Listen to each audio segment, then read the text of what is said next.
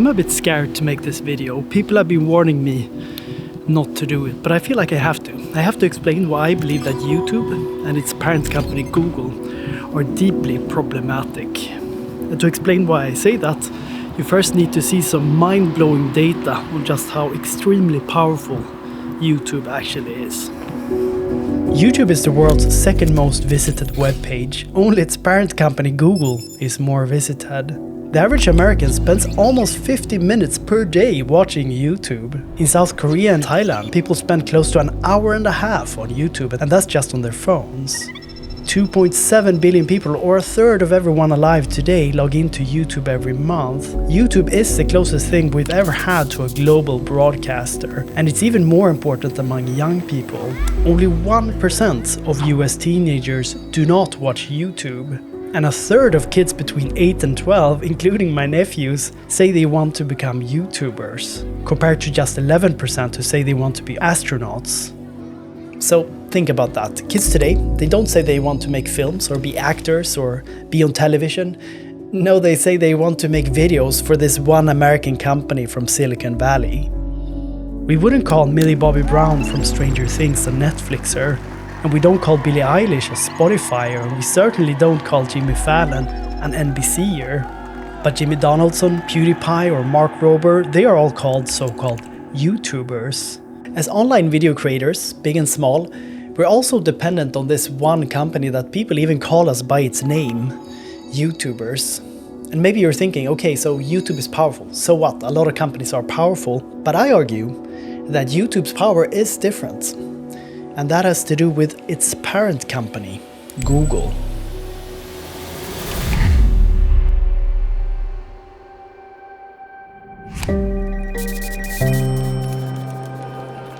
Search advertising is one of the world's greatest business models ever created. Illicit business, cigarettes or drugs, could rival these economics. We've essentially been able to ignore one of the fundamental laws of economics, supply and demand. We could essentially tear the economics textbook in half. Google, it's probably the most dominant company in the world. This is Nicholas Shaxson, investigative journalist, author, and fellow at the Harvard Kennedy School. Nicholas has written extensively about Google's power, and he co-authored this paper, Google's Hidden Empire, that presented new unreported data on Google's vast economic power.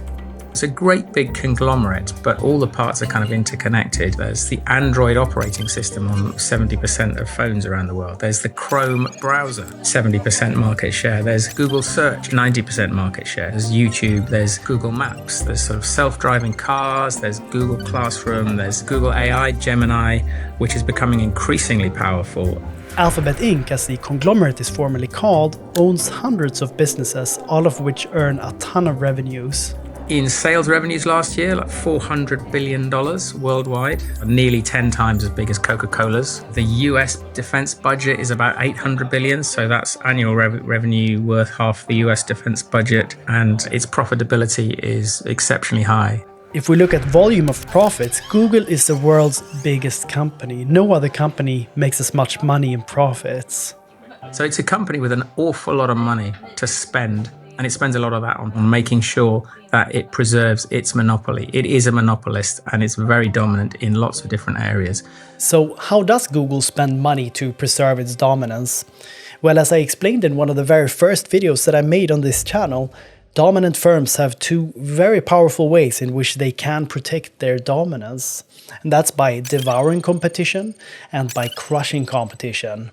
And Google has used both of these techniques to protect YouTube's dominance. Here's how. Many believe that Google is great at inventing things, but after Google invented its search engine, almost all of its success actually comes from companies it has bought, not from things that it has invented. Compared to the other big tech firms, Google stands out with having invested in almost 6,000 companies. Sometimes it would buy these companies in order to build them up into something that enabled it to have a big business there. Sometimes very often it would buy up companies just to kill them. And in fact, there's a website called Killed by Google that just shows hundreds of companies that Google has bought and just kind of left by the waysides. Google actually had its own video platform, Google Video, But instead of trying to use it to compete with YouTube, Google bought YouTube and killed off its own video service.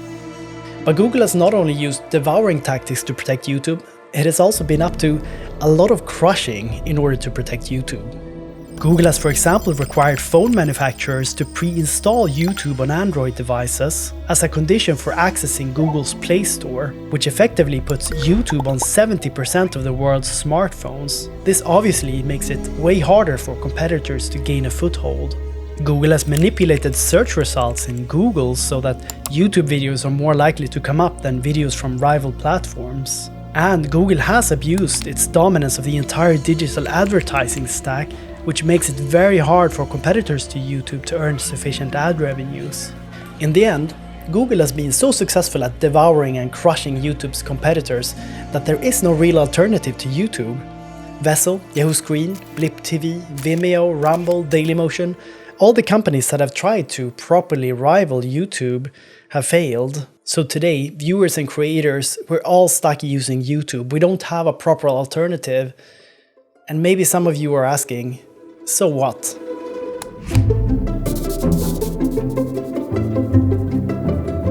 This is Adam Smith, the philosopher often described as the father of capitalism. Already in the 18th century, when capitalism was about to take over the world, Adam realized that capitalism comes in two forms. One we can call competitive capitalism, where firms compete against each other for customers, which lead to lower prices, higher quality and innovation. And another we can call crony capitalism, where some firms grow so powerful they can exploit everyone who depends on them. If Adam Smith were alive today and looked at the big tech giants and their astronomical profits, political lobbying and toxic products, I think we all know which of the two capitalisms Adam Smith would say that they represent.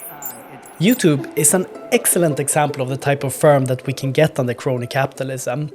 Because you as a viewer have no real alternative to YouTube, YouTube can exploit you, and it does so in at least two ways. First of all, YouTube shoves targeted advertising down your throat with the help of something called dynamic ad load that uses machine learning to calculate how many ads you will sit through before you leave, and YouTube has no competitors to constrain this behavior. Second, and this is something that many fail to realize, what you see on YouTube is completely determined by YouTube's recommendation algorithm, and that algorithm maximizes watch time. YouTube does not recommend videos that you are the most likely to enjoy and get value from. YouTube only shows you videos that are the most likely to get you to watch the longest. And if you happen to like the videos, that's just a happy byproduct. And that matters a lot because YouTube is not guiding people towards the best or most relevant content, it's pulling people deeper into whatever keeps them watching. And researchers have found that this often means that people end up watching more and more radical material. And just the other week, a jury in Los Angeles ruled in a groundbreaking case that YouTube was deliberately engineered to be addictive. Furthermore, YouTube exploits its power not only against you as a viewer, but also against me as a creator. So YouTube today offers creators 55% of ad revenue from their videos on YouTube, while it takes 45% to itself.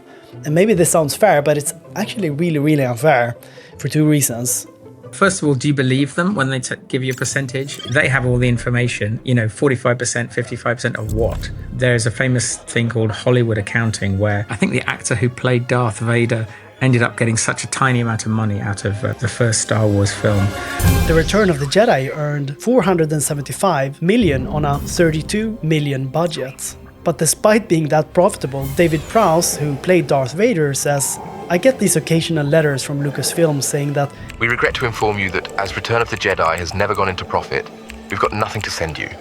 Secondly, why isn't Google just offering 90%? They can easily afford it. The cost of their machine, it is substantial cost, but the revenues they get out of their data is absolutely enormous. Again, think back to that 400 billion. Where is all that money coming from? And a third of that as just pure profit. But because they are dominant and there's no other platform, you have to use YouTube, they can just decide whatever share they want to give you.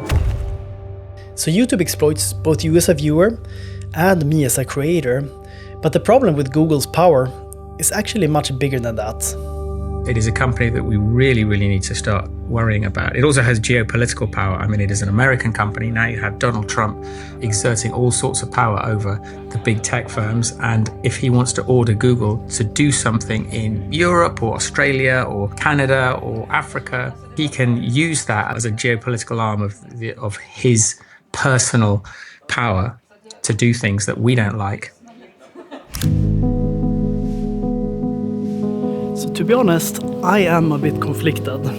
I rely on YouTube. This video is on YouTube. My audience that I've spent years trying to build exists on YouTube. So should I really be complaining about YouTube? Well, I believe that when companies like Google are shitifying our internet and turning our economy into crony capitalism, we cannot just stay silent. But is there anything we can do more than just complain?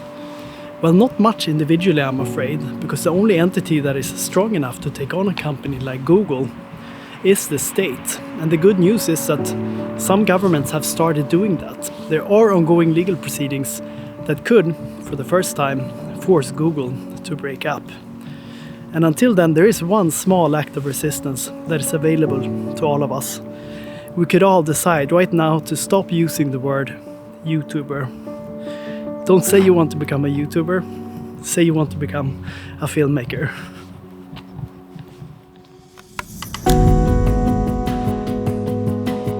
Before you go, I have to tell you about a problem that I have. So I love making these video essays and publishing them online for everyone to see, but they take a very, very long time to make, and I make them alone. There is no team. And the truth is that right now I can barely sustain myself doing this. So I need to find a way to fund this work so that I can keep doing it. And what most people do in my situation is that they accept offers for corporate sponsorship deals. But doing that has obvious structural problems that we talk way too little about. A problem that economists often refer to as the principal agent problem. The moment a sponsor starts paying me, I will start serving two masters. And that's two masters who want very different things. You want honest, fact-based video essays that speak truth to power. But sponsors, they want me to sell things to my viewers and to not criticize corporate power. This creates a tension that has measurable consequences, because researchers have shown that advertising-funded media systematically avoids content that could hurt its sponsors and their profits, and they reward sponsors with more favorable coverage than they actually deserve. And I guess that's how crony capitalism makes its way into the media. But there is actually another solution to my funding problem, and that solution is you. If you fund me directly, I can skip corporate sponsors and the principal agent problem disappears. My financial interests will be aligned with your interests. You will only fund me if I make work that you actually find valuable, and I don't need to sell you anything, and there is no one I have to be afraid to criticize. So if you agree that this is the right model, and if you like what I do, I invite you to support me on patreon.com/themarketexit. Any amount helps. And to my existing patrons, thank you very, very much. Also, as a final thing, I cannot enough recommend Nick Shaxson's book, The Finance Curse, which I learned a ton from. All right, that was it. I'm Anders Acevedo, and this is The Market Exit. Thank you for watching.